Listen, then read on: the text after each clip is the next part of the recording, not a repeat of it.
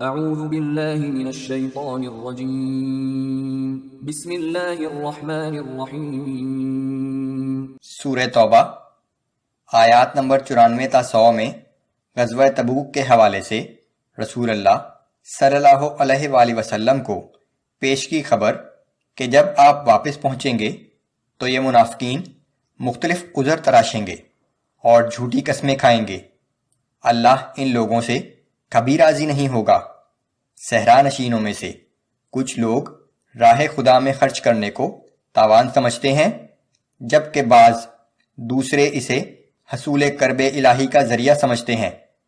مہاجرین و انصار میں سب سے سبقت لے جانے والے لوگوں کے لیے بشارت کہ اللہ ان سے راضی ہوا اور وہ اللہ سے راضی ہوئے، یہ لوگ جنت میں داخل ہوں گے۔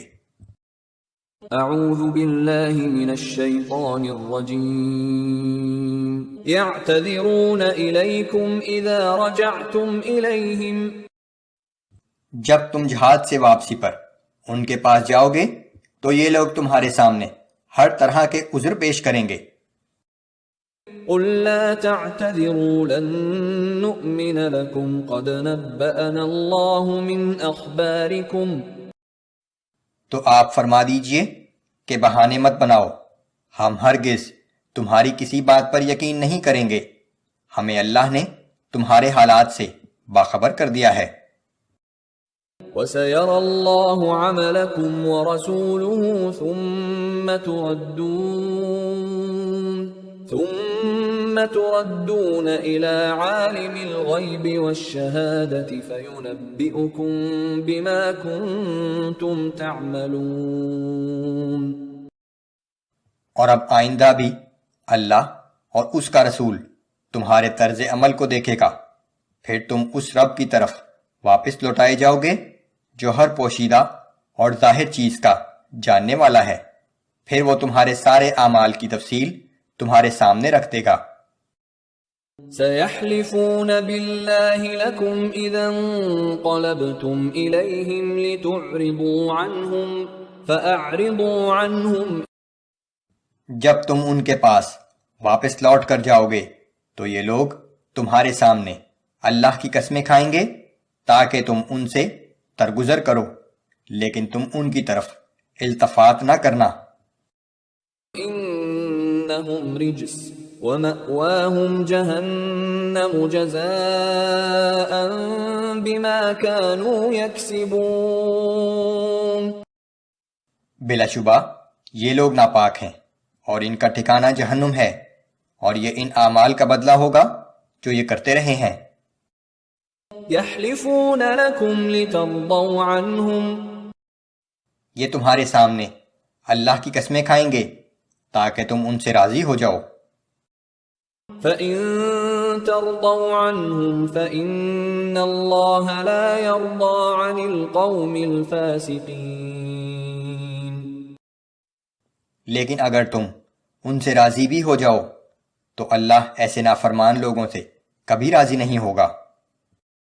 الْأَعْرَابُ أَشَدُّ كُفْرًا وَنِفَاقًا وَأَجْدَرُ أَلَّا يَعْلَمُوا حُدُودَ مَا أَنزَلَ اللَّهُ عَلَى رَسُولِهِ۔ یہ اعرابی لوگ عام طور سے کفر اور نفاق میں بہت ہی سخت ہیں، اور ان میں وہ قابلیت نہیں ہے کہ دین کی ان حدود کو سمجھ سکیں جو اللہ نے اپنے رسول پر نازل فرمائی ہیں۔ واللہ علیم حکیم۔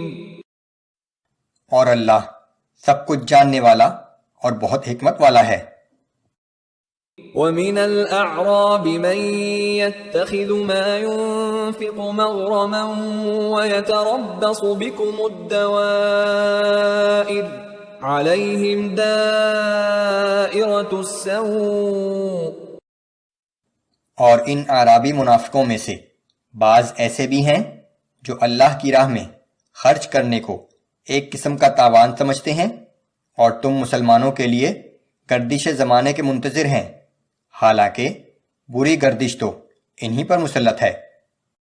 واللہ سمیع علیم۔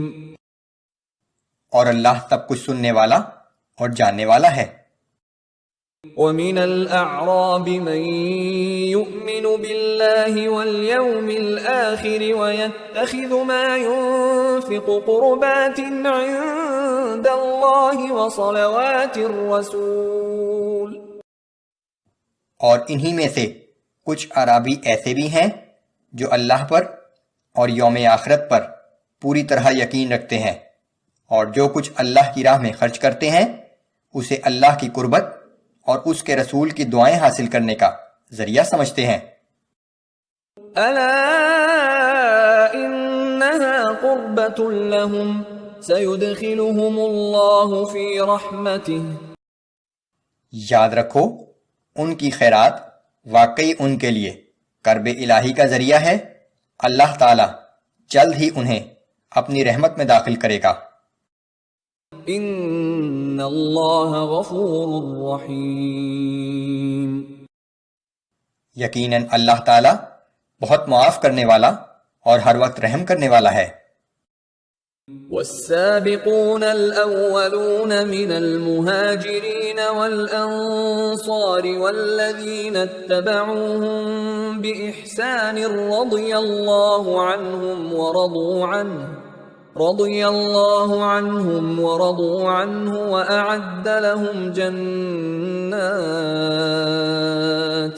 وأعد لهم جنات تجري تحتها الأنهار خالدين فيها أبدا۔